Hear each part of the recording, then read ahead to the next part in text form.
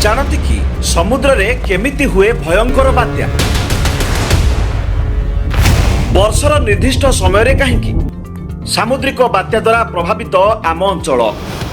आंध्र प्रदेश कहतु कि ओडिशा पश्चिमबंग किंबा बांग्लादेश ए सबु अंचल रे प्रतिवर्ष वर्षर विभिन्न समय रे आसे सामुद्रिक बात्या तेणु यह सह अभ्यस्त आमे माने तेबे बात्या कौन यह किपरि सृष्टि हुए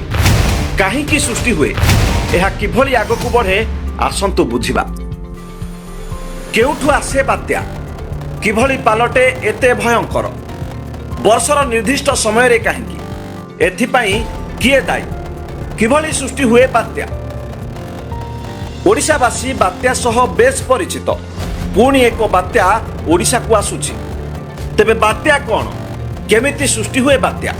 किभली पालटे एते भयंकर से विषय आगकू आमे आपनकू विस्तृत भावे कहबू किंतु ता पूर्वरु प्रथमे जानि रखंतु बात्यार केतोटी पर्याय रही थाए गोटिए पर्याय बात्या सृष्टि हेबार तीनटी मुख्य पर्याय थाए गोटिए सामुद्रिक बात्या सृष्टि हेबार तीनोटी मुख्य पर्याय थाए प्रारंभिक पर्याय बा उत्पत्ति स्थल परिपक्व हेबा पर्याय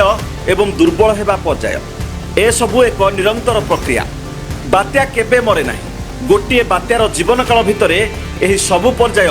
एकाधिक थर भी आसी पारे एही समय भितरे बात्या केतेबेले सबल तो पुणी केतेबेले दुर्बल हुए यह स्थल भाग को आसी दुर्बल हुए पुणी समुद्र को फेरी जाए सबल भी होई पारे विज्ञान अनुसार कौनसी बात्या सृष्टि हेबा पई लोड़ा सुदीर्घ स्थिर और उत्तप्त सामुद्रिक जलराशि आ दीर्घ समय पई जलभागर उपर स्तर रे 26.5 डिग्री सेल्सियस रु अधिक तापमात्रा एथिजोगु समुद्र उपरे थिबा वायु गरम होई ऊपर को उठी जाए जलस्तर रे सृष्टि हुए विशाल शून्य स्थान तार आखपाख अंचल रु तल स्तर रे थिबा ठंडा वायु अधिक बेगरे एही अंचल को आसे एही वायु भी पुणी गरम हुए आ ऊपर को उठे ऊपर को उठुथिबा वायु साथी रे अनेक जलीय बाष्प नहीं जाए ऊपर पहुंचीबा परे एहा ठंडा हुए फल सृष्टि हुए विशाल विशाल बादल खंड बेले बेले यह 10 किलोमीटर रु अधिक दीर्घ होता है अधिक गरम वायु एथिरे मिसी मिसी चले तेणु बादल घनत्व और परिसीमा बढ़ी बढ़ी चले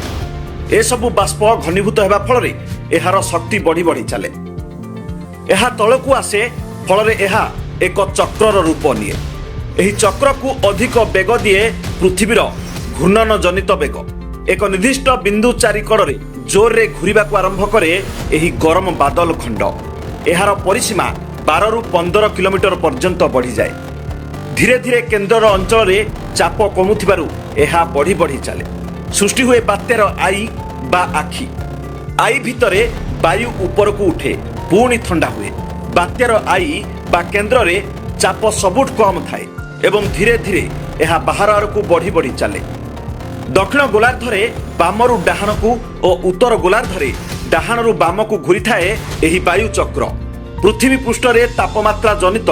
असमानता कारणरू वायु चापरे तारतम्य सृष्टि होइथाए जहा बात्या सृष्टि हेबार मूल कारण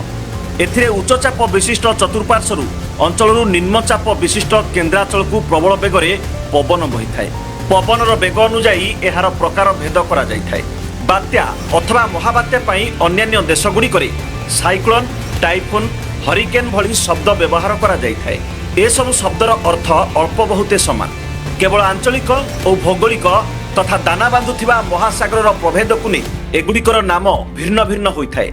आटलांटिक महासागर रे सृष्टि झड़ को हरिकेन नाम रे नामकरण करा जाइथिबा बेले प्रशांत महासागरीय जलराशि रे झड़ को टाइफोन एवं भारत महासागरीय जलराशि रे सृष्टि बात्या को साइक्लोन कहा जाए सामुद्रिक जलराशि उपरे कौनसी बाधा विघ्न नथिबारु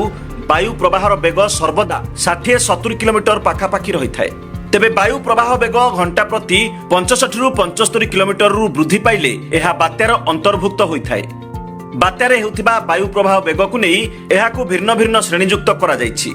समुद्र रे सृष्टि हेउथिबा एभली लघुचापर बेग 105 किलोमीटर घंटा भितरे रहिले व्यापक घरद्वार दुकान बजार आदि नष्ट होइथाए बात्यार द्वितीय श्रेणी रे पवनर बेग 125 रु 164 किलोमीटर भितरे रहे पवनर बेग 165 रु 224 किलोमीटर मध्य रहिले एहाकू भीषण बात्या बा सिभियर साइक्लोन कहा जाइथाए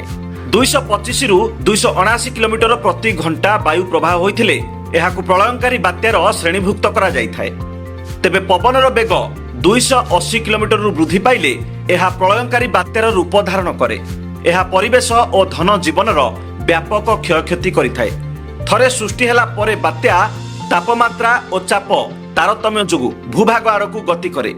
सेठारे विभिन्न बाधा जोगु पवनर बेग कमी जाए। थंडा हेबा परे बर्षि जाए बादल आउ बात्या दुर्बल हुए। पुणी यह स्थलभाग अतिक्रम करी समुद्र को फेरी जाए। पृथ्वीर घूर्णन जोगु यह एक निर्दिष्ट पथरे घूरी बुले।